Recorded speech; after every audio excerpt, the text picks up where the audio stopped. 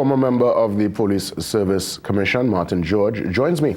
He's on the Zoom line this morning for us to unpack and get through the layers of this rather interesting development, never a dull moment, and clearly the TTPS under the microscope for the last couple of months. Obviously, we had a chance to discuss the development with former Commissioner earlier here with Christopher. Eventually, that was thrown out, and now we find ourselves discussing another top brass officer, this time around Deputy Commissioner of Police.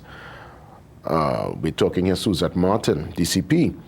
Martin George, when you heard this particular development, and firstly, as always, good morning, thank you for the time. But when this good morning to you, and good morning Trinidad and Tobago. Good morning to you, Martin. When this particular story showed up, you're going through your timeline, and something will come up on the timeline. What was your initial thoughts and reaction? Your honest initial thoughts and reaction when you heard of this development? Were you surprised, or was it something that you kind of anticipated? Well, the thing is, you see, I had read the judgment of the Honorable Justice Devendra Rampasad when he delivered his judgment in the Brent Thomas matter. And in that judgment, the judge was very clear in what he had to say about the actions of the officers, including DCP Martin. And I mean, he was very scathing in his comments, and he actually said he was surprised that they were still on duty, both herself and ASP Birch, because ASP Birch was the other officer who was involved in the entire procedure. So Justice Rampasad, he expressed his alarm and concern and his consternation, so to speak, to know that these officers were still on duty. And he said that, this is something that, leaves a blot. He was actually so strong in his language that he said it was a blot on the nation that these officers, conducted themselves in such a way, because he also indicated that there was actually a breach of the extradition laws, breach of the Constitution. I'll just give you the exact words. Justice Rampasad at page 225 of his judgment said that ASP Birch and those who were involved on the day, SS Martin and Corporal Joe Field, have not faced sanctions for their clearly and admittedly unlawful acts as police officers, as far as this court has been informed, and that they have been able to continue in their offices without investigation, is, to my mind, a shameful blot on this country. I mean, those are extremely strong words coming from a High Court judge. Indeed. So the perceived wrongdoing, again, obviously, they will do their due diligence. I don't want to prejudice the case.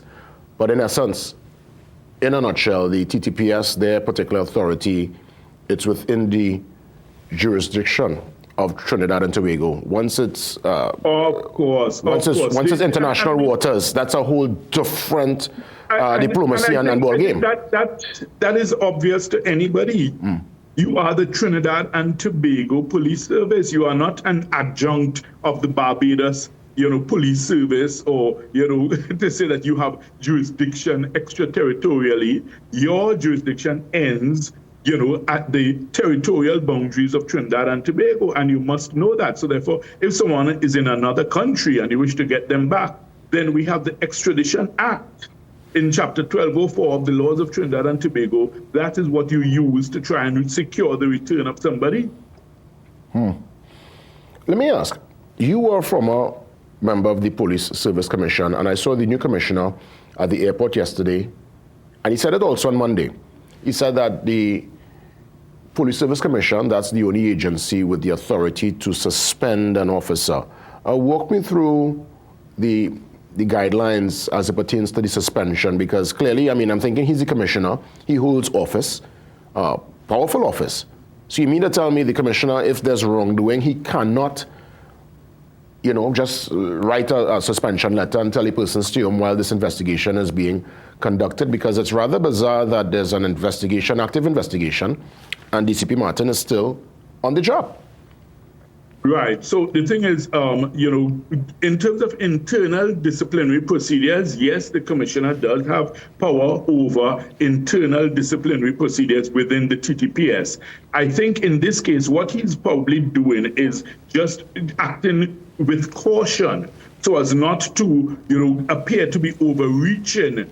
I think he wants to wait and see first what the Police Service Commission is going to do, because if you recall, in the instance with the commissioner, the former commissioner, earlier Christopher Harewood, the PSC, they stepped in and they felt that, look, based upon the circumstances, they sent her on leave by asking her to not report for her duties, until that investigation was concluded.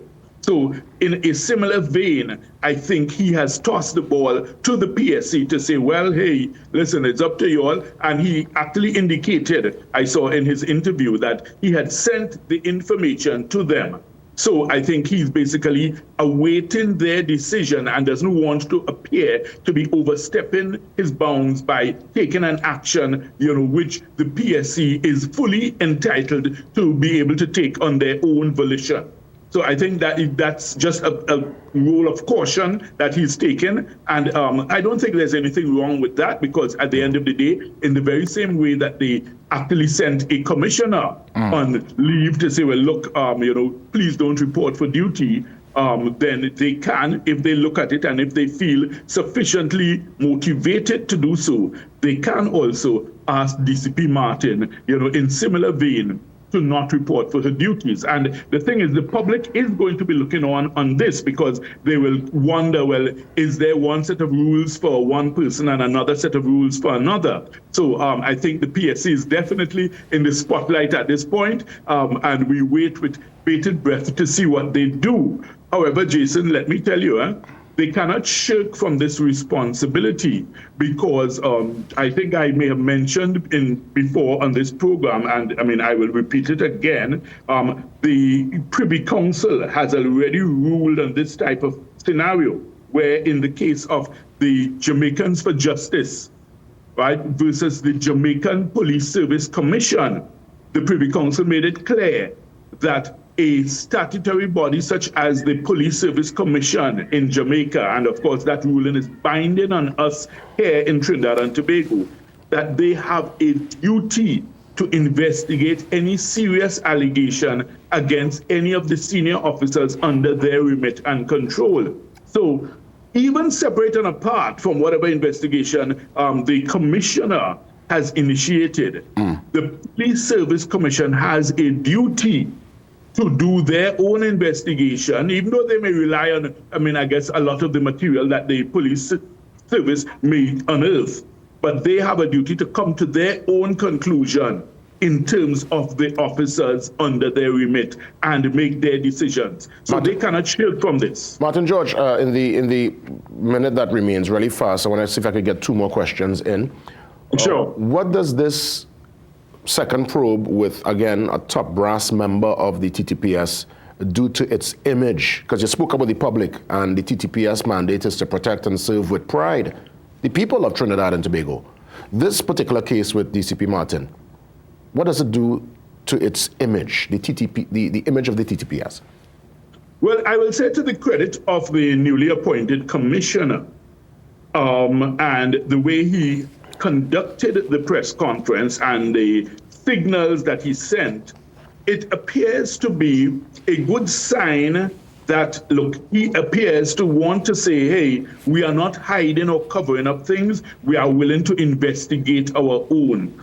So in other words, the normal blue wall of silence that, pervades, where, police officers back up one another, they cover for one another, they hide things for one another, that's my batch, that's my partner, I can't go against him. He's basically saying, no, this is a different dispensation. I am saying that, look, I am willing to clean house, and I'm willing to shine a spotlight on wrongdoing wherever it may be found, even within the bowels and belly of the police service. So I think that's a good sign. So that in itself can help to restore public confidence if this probe is conducted in a thoroughly transparent, efficient, and effective manner, and you let the chips fall where they may. And in that regard, I will still say, and I will caution members of the public, notwithstanding the allegations and whatever it is being investigated, we still have to recognize the fact that DCP Martin is still entitled to due process. She's still entitled to the presumption of innocence. And once the investigation continues, then of course a decision will be made based upon what evidence comes out. Martin George, as always, a sincere thanks. I look forward to a discussion with you soon as we unpack any of the developments. All the best, Martin. Thanks a lot. Have a great morning. Same to you.